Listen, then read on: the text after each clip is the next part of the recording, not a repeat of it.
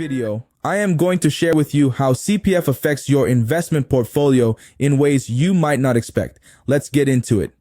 Hey friends, welcome back to the channel. I am Iggy here, and I have been covering topics such as stocks, finance, CPF, and everything related to growing your wealth.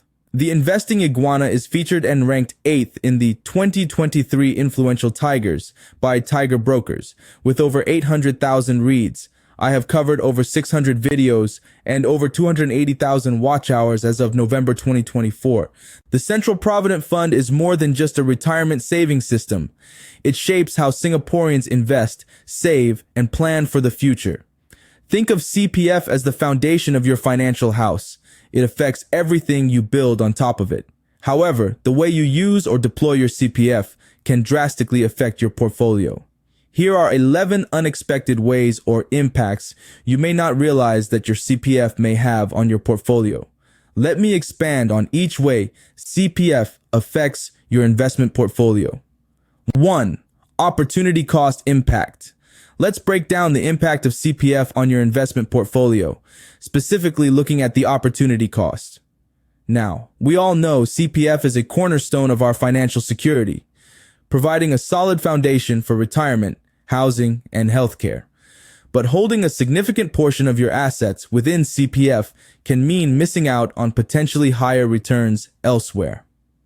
While your ordinary account, OA, earns a guaranteed 2.5% per year, and your special account, SA, earns 4%, these rates, though risk-free, are generally lower than what you might achieve through other investments like stocks. Historically, the stock market has delivered average annual returns of around 7 to 8%. This difference might seem small at first glance, but the power of compounding means it can become substantial over the long term. To illustrate this, let's consider an example. Imagine you have $100,000. If you leave it in your OA earning 2.5% annually for 30 years, it will grow to approximately $209,000. Not bad, right? However, if you were to invest that same $100,000 in the stock market and achieve an average annual return of 7% over the same 30 years, it would balloon to around $761,000. That's a huge difference. This highlights the opportunity cost of keeping a large chunk of your savings in CPF. You're essentially trading the potential for higher returns for the security and guaranteed returns that CPF provides. This isn't to say CPF is bad, it's essential. But it's crucial to understand this trade-off and consider how it fits into your overall financial strategy, especially if you have a longer time horizon before retirement. 2. Inflation risk dynamics. Okay, let's talk about something super important, inflation and how it affects your CPF. You know how prices of everything seem to be going up these days? Well, that's inflation, and it can eat away at the value of your hard-earned CPF savings. While our CPF gives us decent interest rates, especially in the special and MetaSave accounts, these rates might not always keep up with how fast things are getting more expensive. Historically, Singapore's core inflation has been around 2% on average, though it can go up and down, of course. This means that what your CPF can actually buy might be less in the future. Think of it this way. Imagine you're getting $1,000 a month from CPF Life when you retire. Sounds good, right? But if inflation averages 2% each year in 20 years, that same $1,000 will only be able to buy about $673 worth of goods and services compared to today's prices. So even though your CPF is growing with interest, the things you want to buy in retirement, like your kopi and chicken rice, will also become more expensive, potentially impacting the actual value of your CPF money. This is something many Singaporeans don't consider, so it's good to be aware of it when planning for your golden years. 3. Concentration risk reality.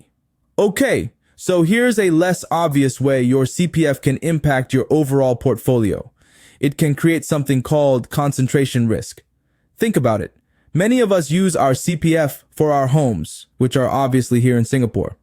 Then, through the CPF investment scheme, CPFIS, some folks invest in things like unit trusts or even stocks, and many of these investments are also Singapore-focused.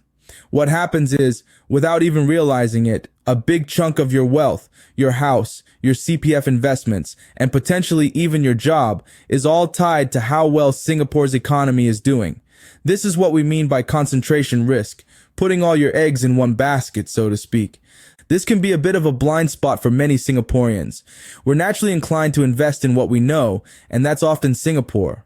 But the problem is, if Singapore's economy faces a downturn, you could be hit from multiple angles. Your job might be at risk, your property value could decrease, and your CPF investments could also take a hit.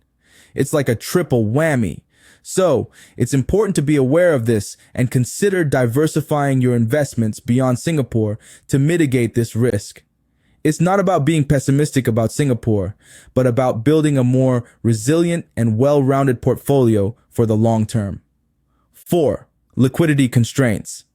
Okay, so one thing to keep in mind about our CPF is that it's not exactly the most liquid asset. Basically, your CPF savings are largely locked up until you hit 55. Now, even when you reach 55, it's not like you can suddenly withdraw everything. There's this thing called the full retirement sum, FRS, and you need to set aside that amount in your retirement account before you can start taking out any excess cash. This lack of easy access to your CPF money can really influence how you manage your overall investments.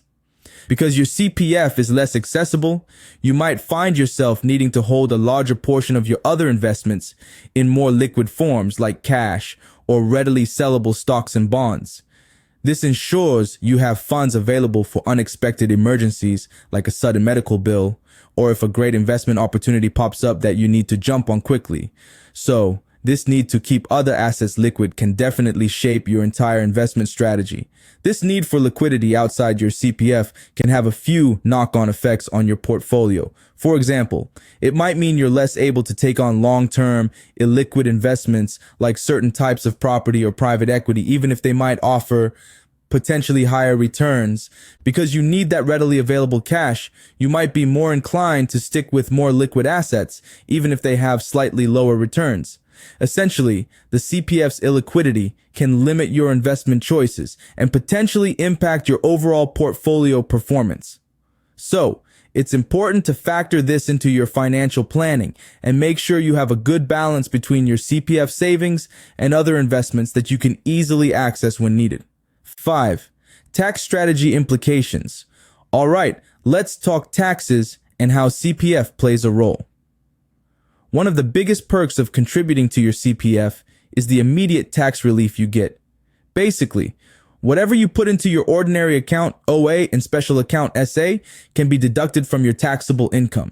This means you could potentially pay less income tax, which is always a good thing, right? On top of that, the interest that your OA and SA earn is completely tax-free. Think of it as your money growing without the taxman taking a cut. A pretty sweet deal.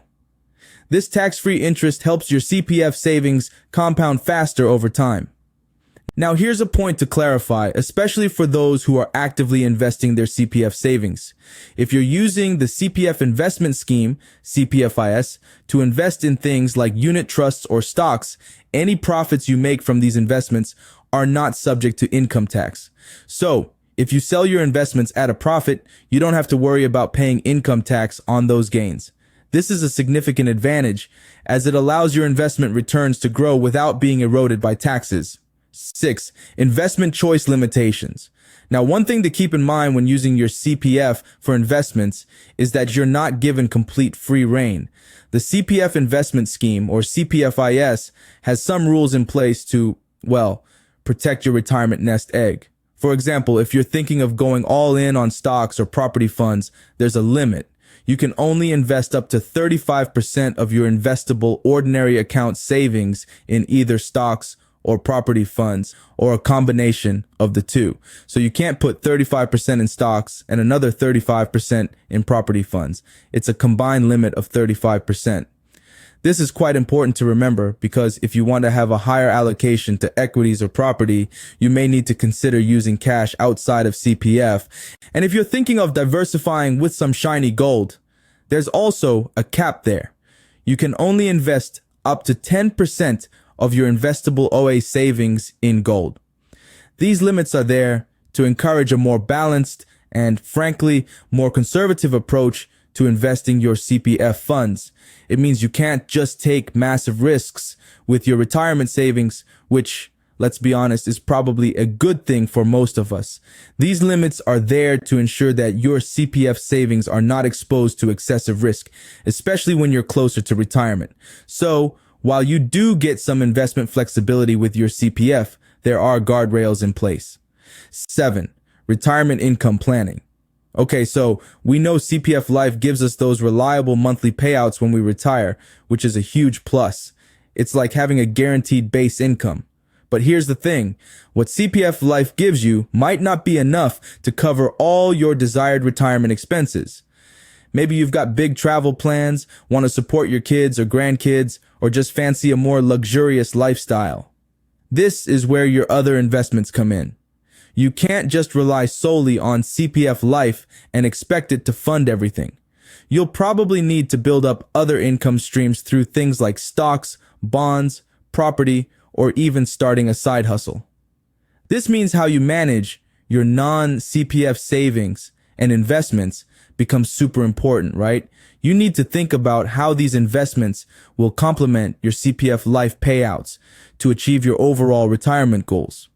For example, if you know your CPF Life payouts will cover your basic necessities, you might be more comfortable taking on slightly higher risk investments with your other funds, aiming for higher returns to fund those extra wants.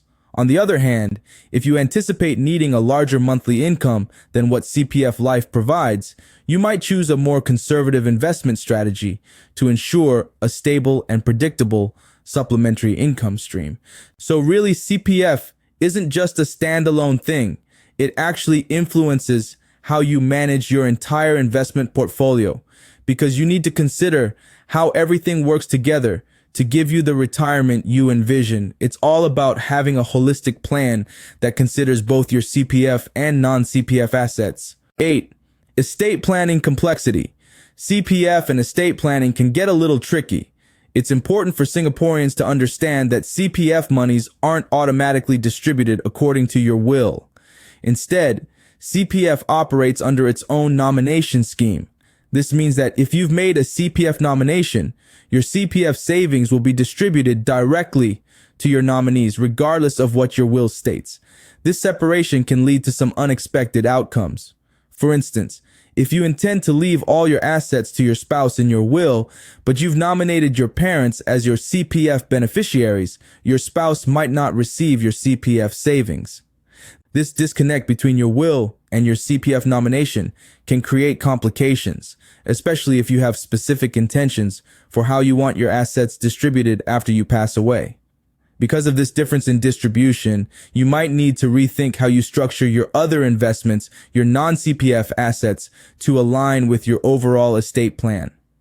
For example, if you want to ensure a specific sum goes to a particular beneficiary but have already allocated your CPF savings to someone else, you'll need to make sure your non-CPF assets are structured to fulfill that wish. This could involve using trusts, joint accounts, or other estate planning tools. Essentially, you need to consider your CPF nomination as a separate component of your overall estate plan and actively manage your non-CPF assets to bridge any potential gaps and ensure your wishes are carried out. It's always a good idea to consult an estate planning professional to navigate these complexities and create a comprehensive plan that takes both your will and your CPF nomination into account. 9. Currency risk exposure.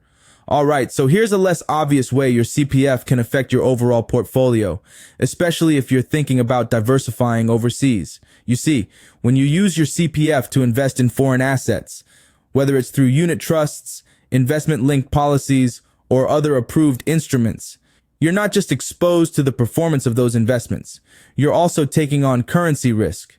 What this means is that the exchange rate between the Singapore dollar and the foreign currency can actually eat into your returns. Think of it this way. Let's say you invest in a US-based fund using your CPF. If the US dollar weakens against the Singapore dollar by the time you decide to sell your investment, you'll get fewer Singapore dollars back, even if the fund itself performed well in USD terms. So even if you're diversifying your portfolio geographically, a strengthening Singapore dollar can kind of throw a wrench in your plans. It's something a lot of people don't immediately consider, but it's definitely a factor to keep in mind when using your CPF for overseas investments. It's not to say you shouldn't invest overseas, but it's an important reminder to consider the broader picture. 10. Government benefits impact. Now here's something you might not immediately think about: how your CPF can actually impact your eligibility for government benefits. It's a bit of a balancing act. Basically, when the government assesses your eligibility for certain schemes, especially those related to housing and healthcare, they look at your overall financial situation. And guess what's a big part of that? Your CPF savings. So, if you've diligently built up a substantial CPF nest egg, it could mean you might qualify for smaller housing grants, like the enhanced CPF housing grant, or maybe receive less in healthcare subsidies. This is because a higher CPF balance contributes to your overall asset value, potentially pushing you above certain income or asset thresholds for these schemes. It's not about penalizing you for saving diligently, but about ensuring resources are directed to those who need them most. However, don't get me wrong, having a healthy CPF balance is still a good thing. It's not a simple case of more CPF equals fewer benefits. The government considers a range of factors beyond just your CPF, like your household income, whether you own other properties, and your family size. For example, while a larger CPF balance might mean a smaller EHG, it also means you have more funds readily available for your housing down payment and monthly mortgage.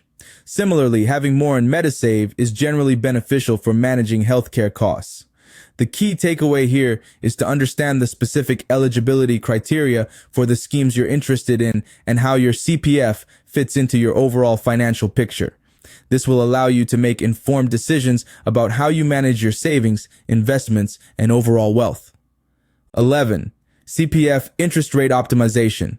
All right, let's talk about squeezing every last drop of interest out of your CPF. Many Singaporeans might not realize they're missing out on some serious returns just by not optimizing their CPF accounts. One big thing is transferring money from your ordinary account, or OA, to your special account, or SA. Now, your OA gives you a decent 2.5% interest, which isn't bad, but your SA, that's where the magic happens with a solid 4% interest rate. That's a whole 1.5% difference every year. Over the long term, that extra 1.5% can really compound and make a huge difference to your retirement nest egg. It's like getting free money. But remember, transferring from your OA to your SA is a one-way street. Once it's in the SA, you can't move it back to the OA, so think carefully before you do it. Another powerful way to boost your CPF returns is through top-ups.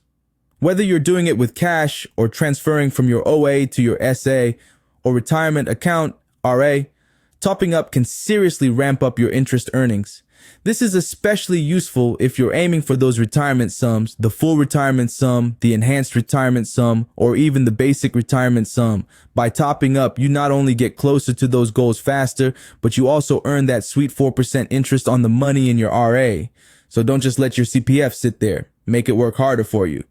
All right, so we've covered a lot about CPF and how it can unexpectedly impact your overall portfolio. The main takeaway here is that CPF is a powerful tool, but it shouldn't be the only tool in your financial arsenal. It's easy to get caught up in maximizing your CPF returns, especially with the various schemes and interest rates, but remember that it's just one piece of the puzzle. Your CPF savings are essentially locked up until retirement age, so while they offer a relatively safe and stable return, they lack the flexibility of other investments. Think of it this way. CPF is like your reliable, long-term savings plan. Great for your retirement nest egg and housing, but maybe not the best for short-term goals or high-growth opportunities. Therefore, a balanced approach is key. Don't focus solely on optimizing every single CPF dollar to the detriment of other investments. Instead, consider how CPF complements your overall financial strategy. It provides a solid foundation, sure, but you might also want to explore other avenues like stocks, bonds, or property to diversify your portfolio and potentially achieve higher returns. By understanding how CPF fits into your bigger financial picture, you can make informed decisions that align with your specific goals and risk tolerance. It's about using CPF strategically, not letting it dictate your entire investment journey. Remember, it's a tool to help you build wealth, not the only way to do it. Now, if this has sparked your interest and you want to dive even deeper into CPF strategies, I've got just the thing for you. I've created a detailed breakdown called the CPF Delay Trap. In that video, I uncover how delaying your CPF life payouts, while seemingly attractive, could actually cost you significantly in the long run. We're talking potentially up to $96,000 in lost benefits, a substantial sum that could make a real difference to your retirement. So if you're keen to maximize your CPF and avoid potential pitfalls, definitely check out that video. The link is in the description below. You won't want to miss it.